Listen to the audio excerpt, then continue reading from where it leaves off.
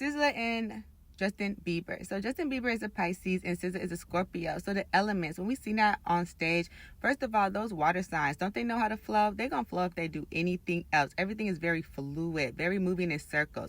Speaking of circles, that's that goddess energy. Speaking of the goddess energy, didn't SZA come in and bring in that Aset energy? If anyone doesn't know who Aset is, we're going to bring it back to ancient Kemet. Yes, Nubia, Egyptian, right? Before, the Romans and the Greeks came in, we talking about 100,000 years before Cleopatra was even born, honey. Okay, that's how old Nubia is. And that was a little history lessons for that ass. But here we go into it. The divine feminine. When she placed her hand on his chin, when she placed her hand on his face and was able to bring him back into consciousness, that was that throat chakra and that crown chakra.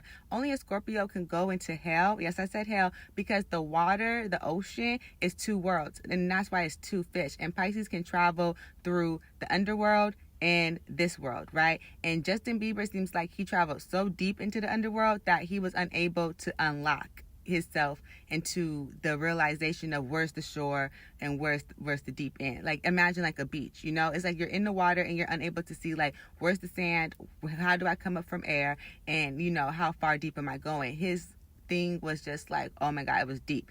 SZA comes in and she's a Scorpio. Scorpios, I always say, are the transformation sign, okay? Could we get even deeper than that? They're the scorpions, so they're on their belly, right? They're seeing everything, they're feeling everything. Just imagine how it's like they're always praying. Like they're preyed on in a way, right? A scorpion always has to make sure they're looking above, looking to the side. They kind of have to keep it to themselves, and they always got to keep those claws out to protect themselves. But then when a Scorpio rises into that phoenix, they're in the sky. They're no longer on their belly. They don't necessarily have to be in survival mode. They're into their highest chakras. That's what SZA is giving. And when SZA placed her hands on Justin Bieber, it was giving like some Reiki. It was giving some like enchanted spark. It was reminding us of the power of the touch of a woman, especially a woman that's in touch with her heart and that's in touch with the goddess. There's a goddess within all of us, right? And that's that femininity. When's the last time you placed your hands on a man's chin like this? When you seen that he was struggling. That's that femininity energy. It's very quiet and it's very soft. Instead of her sitting there going, Justin, get it together. What's going on? That nagging type of energy, which is more like masculine, she comforted him.